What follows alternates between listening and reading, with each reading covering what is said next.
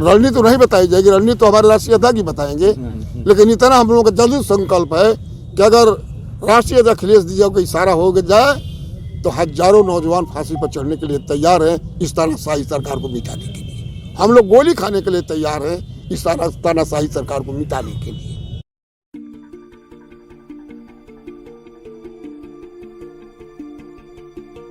गोविंद चौधरी हूँ, विधानसभा में नेता प्रतिपक्ष हूँ। आप लोगों को कष्ट इसलिए दिया गया, अब मैंने दिया, इसके लिए क्षमा प्रार्थी भी हूँ, कि लगता है कि इस प्रदेश में लोकतंत्र समाप्त हो चुका है। अभिव्यक्ति की आज़ादी समाप्त कर दी गई। कल हमारे माननीय विधायकगण, पूर्व विधायकगण, पार्टी के वरिष्ठ नेतागण, अध्यक्ष जी माननीय जिलाधिकारी से मिलने जा रहे थे जन समस्याओं को लेकर के।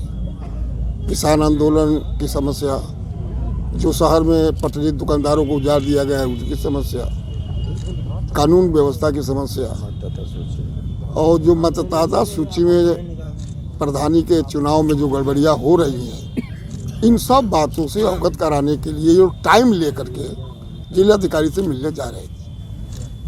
हमारे एक बहुत ही कर्मठ, ईमानदार और शालीन विधायक है आलमबदी साहब, आप लोग जानते होंगे। उनको पैर में कठिनाई है तो थोड़ा दूसरे रास्ते से जाने लगे, तो यहाँ के इंस्पेक्टर महोदय ने गेट बंद कर दिया।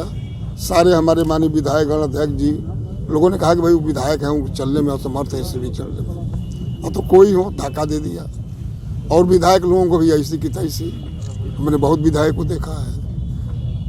विधायक एक सम्मानित पद है, जनता चुनती है और विशेषाधिकार इनको मिला हुआ है। तो इस तरह का दुर्व्यवहार करना आलमबदी साहब के साथ और सारे मेरे विधायक गणों के साथ, ये बिल्कुल विशेषाधिकार हनन के अंदर में ही आता है।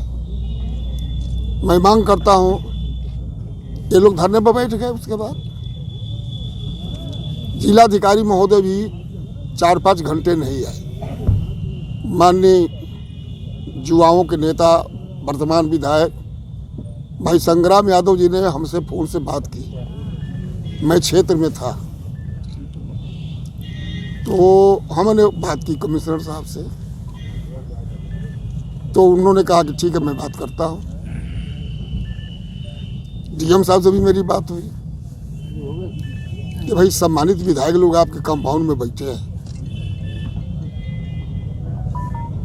फिर थोड़ी देर में कमिश्नर साहब का फोन आया कि नहीं, माननीय विधायकगण जो साथ में पदाधिकारी है जो करता थे, डीएम साहब ने उन लोगों को उठवा दिया है धरना। धरना उठवा देना काफ़ी नहीं है। जो अधिकारी, पुलिस अधिकारी इस तरह का जो व्यवहार माननीय विधायकगणों के साथ किया है, ये निंदनीय है, असहनीय है और लोकतंत्र में लोक लाज और मर्यादा के विरुद्ध में है। मैं मांग करता हूँ जिलाधिकारी से भी, कमिश्नर साहब से भी, डीआईजी साहब से भी। अब जो चूँकि हमारा मंडल है, अभी इन्हीं लोगों से मैं आग्रह कर रहा हूँ कि माननीय विधायकों की प्रतिष्ठा को देखते हुए उस अधिकारी ने जो दुर्व्यवहार किया है वो तत्काल उनको दंडित करें। अगर नहीं करेंगे तो हम लोग आगे इस मामले को ले जाएंगे। इस तरह का मैं कहीं घटना, बलिया में पूरा ट्रैक्टर रैली निकली, कहीं कोई बाधा नहीं, कोई चूचा तक नहीं, और ये देश की तीसरी आज़ादी की लड़ाई है। एक लड़ाई हमारे पुरखों ने लड़ी, फांसी पर चढ़े, गोली खाए, घर फूंके गए, देश को आज़ाद कराई और देश में लोकतांत्रिक व्यवस्था कायम हुई। लोकतंत्र के 4 स्तंभ माने गए हैं, विधायिका, कार्यपालिका, न्यायपालिका और बाद में आप लोगों को जोड़ा गया पत्रकारिता। वर्तमान सरकार चारों को कैद खाने में रखने का प्रयास कर रही है। आप लोग पढ़े लिखे लोग हैं, बुद्धिजीवी लोग हैं, आपकी भी आत्मा समझती हो। लिखना कुछ चाहते हैं, लिखना कुछ पड़ता है। ये दिखाना कुछ चाहते हैं, दिखाना कुछ पड़ता है। माननीय विधायकों की आपके सामने मर्यादा को भंग किया गया, लूटा गया। और जो न्यायपालिका की हालत है, हम तो कुछ कहेंगे नहीं, समाधान है, हम लोग सम्मान करते हैं, लेकिन लोगों में चर्चा ठीक नहीं है। अच्छा सर, एक चीज़ ये पूछ रहे हैं कि एक बुजुर्ग विधायक जिलाधिकारी की गेट पे बैठा रहता है और नौजवान जिलाधिकारी 6 घंटे तक उसी ऑफिस में बैठा रहता है, लेकिन निकल के बाहर नहीं आता। यही तो मैं आपसे आग्रह, तो इसका मतलब क्यों? प्रशासन हठधर्मी हो गया था, आपको लग रहा है? ये जानबूझ के प्रशासन हठधर्मी नहीं हो गया है, चूंकि सरकार तानाशाह हो गई है। तो जब सरकार तानाशाह हो जाती है तो उसके सारे अंग तानाशाह हो जाते हैं। सरकार बिल्कुल तानाशाही पर उतरी है। आप भी विद्यार्थी जीवन से इतना लंबा उम्र आप पार किए हैं, क्या कभी इस शांतिपूर्वक प्रदर्शन को रोका जाता है? लाठी चलाई जाती है, घर में नेताओं को नजरबंद किया जाता है? क्या इमरजेंसी उत्तर प्रदेश में लगी हुई है? तो क्या आप नेता प्रतिपक्ष होने के नाते मुख्यमंत्री से वार्ता करेंगे या सरकार से भी ये वार्ता करेंगे? हम मुख्यमंत्री से वार्ता वही करेंगे, नहीं करेंगे हम इस मामले को विधानसभा में लेके जाएंगे, जो हमारा कर्तव्य है। और जरूरत पड़ने पर पूरे प्रदेश में आंदोलन चलेगा अगर कार्रवाई नहीं? पूरे प्रदेश में आंदोलन हमारा चल रहा है। माननीय राष्ट्रीय अध्यक्ष अखिलेश यादव के निर्देश पर जो देश का किसान 3 कृषि कानूनों के खिलाफ वापसी के लिए और न्यूनतम समर्थन मूल्य के कानूनी दर्जा देने के लिए जो दिल्ली को घेरा है, उसके समर्थन में जो देश के आंदोलनरत किसानों ने डेट घोषित किया, वो हर डेट पर उत्तर प्रदेश में राष्ट्रीय अध्यक्ष के निर्देश पर हमारे पार्टी के लोगों ने हर जिले में वो कार्यक्रम किया। लाठी खाए, जेल गए। ऐसा खूनी लाट 40-45 वर्ष राजनीतिक जिंदगी में मैं 77 से विधानसभा में जा रहा हूँ। बहुत 10-15 मुख्यमंत्रियों के साथ काम करने का मौका मिला है, चाहे पक्ष पर हो चाहे विपक्ष पर हो, लेकिन इस तरह का खूनी लाठी चार्ज मैंने अपनी जिंदगी में कभी ना देखा, ना सोचा था। अंग्रेज भी रहते आज तो सहम जाते इस सरकार के दंडात्मक नीति कार्रवाई से। और फिर आप लोगों से भी मैं आग्रह करना चाहता हूं कि ईस्ट इंडिया कंपनी को एक बादशाह ने अनुमति दिया था व्यापार करने के लिए। उन्होंने अनुमति मांगी थी, उन्होंने दे दिया। हस्र हुआ कि उन्होंने देश पर ही कब्जा कर लिया और 300 साल तक राज किया। ठीक वही परिस्थिति आज है। आज का बादशाह कारपोरेट घरानों के हाथ में सत्ता सौंपने की पूरी तैयारी कर लिया। जितने सार्वजनिक उपक्रम थे सब पूंजीपतियों के हाथ में दे दिया। यहाँ तक कि हम कभी सोच भी नहीं सकते थे कि प्राइवेट रेल भी इस देश में चल सकती है, रेलवे स्टेशन बिक सकते हैं, एयरपोर्ट बिक सकता है, BSNL बिक सकता है, लाइफ इंश्योरेंस बिक सकता है। क्या बचा? कहा था हिंदुस्तान के बादशाह ने कि हम देश को बिकने नहीं देंगे, लेकिन देश तो नहीं बिका, लेकिन देश का अंग अंग तो बिक गया।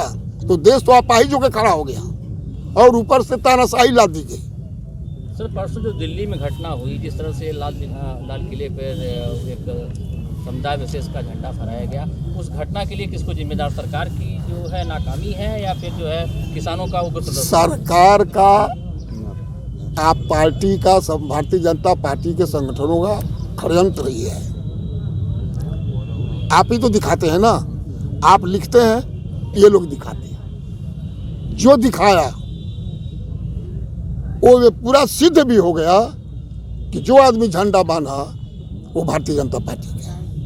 वो आदमी प्रधानमंत्री, गृह मंत्री के कई बार स्टेजों पर गया है, उसका वायरल हो रहा है। दिल्ली पुलिस लाल किले पर ऐसे आराम से बैठी है, बिल्कुल आराम से, आप देखे होंगे। और लोग चढ़ गए, चल गए। क्यों नहीं रोका? क्यों नहीं रोका? वो रूट भी नहीं था, कैसे वो लोग आ गए? वो भारतीय जनता पार्टी, विश्व हिंदू परिषद, RSS, पुलिस की मिली भगत से, क्योंकि दिल्ली की पुलिस केंद्र के हाथ में, केंद्र सरकार के हाथ में है, ये षड्यंत्र किया गया किसानों के आंदोलन को बदनाम करने के लिए। जो इतना शांति से चल रहा था उसको बदनाम करने का ये षड्यंत्र। अच्छा, समाजवादी पार्टी क्या संदेश देती है किसानों को? क्या करना? समाजवादी पार्टी किसानों के लड़ाई में हर कदम साथ है, हर कदम साथ है। इसके लिए चाहे समाजवादी पार्टी के लोगों को ये तानाशाही सरकार लाठी तो मारे, गोली भी मार दे, फांसी पर भी चढ़ा दे, जेल में बंद कर दे, लेकिन समाजवादी पार्टी के नेताओं और कार्यकर्ताओं में अखिलेश यादव के निर्देश पर जब तक सांस रहेगी और जब तक तीनों कानून वापस नहीं होंगे, किसान आंदोलन खत्म नहीं होगा, समाजवादी पार्टी उस लड़ाई को लड़ती रहेगी। अच्छा, विपक्षी एकता की भी बात चल रही है, तो क्या कुछ आगे एजेंडा? अब इस पर तो हमारे राष्ट्रीय अध्यक्ष जी, हम संगठन के आदमी नहीं हैं, हम विधानसभा में नेता हैं। लेकिन एक बात फिर आग्रह मैं करता हूं, हम जानते हैं कि आज के ज़माने में आपको इस बात की चिंता है कि हमारे बच्चे अच्छे स्कूल में पढ़ जाएं, हमारे बच्चों को अच्छा कपड़ा मिले। जब तक नौकरी नहीं करेंगे तब तक हमारे बच्चे अच्छी शिक्षा नहीं पाएंगे, हमारे घर के आदमी की अच्छी दवाई नहीं हो पाएगी। इसी मजबूरी में आप अपने दिल को मरोड़ करके इस पेशे में काम कर रहे हैं। लेकिन पत्रकार बंधुओं, बुद्धिजीवी वर्ग में आप आती हैं, एडवोकेट्स, पत्रकार, साहित्यकार, आचार्य, प्रचार, कवि, लेखक, ये बुद्धिजीवी वर्ग में आते हैं। आपको भी जो देश और प्रदेश की हालत है इसके विषय में सोचना पड़ेगा। गांधी जी ने कहा था कि छात्रों स्कूल कॉलेज छोड़ो। 74 के आंदोलन में जो छात्र युवक संघर्ष समिति का आंदोलन रहा, जिसका मैं आंदोलनकारी हूँ, 19-20 महीना लगातार जेल काट के आया बाहर, उसके बाद MLA हुआ। जयप्रकाश जी ने भी कहा था 2 बार कि छात्र नौजवान स्कूल से बाहर आवे, देश डूब रहा है, देश बर्बाद हो रहा है। उस समय भी महंगाई, बेरोजगारी, भ्रष्टाचार चरम सीमा पर था, जो आज है उससे लाख गुना आज है। लेकिन ये तानाशाही सरकार हमारे जो अधिकार संविधान ने हमको दिया है उसको भी नहीं करने दे रही है। एक बात मैं आपसे कह दूं, ये सारे विधायक लोग मौजूद हैं, जो मांगने गया लखनऊ में, कोई अपने राजा से ही मांगने जाएगा?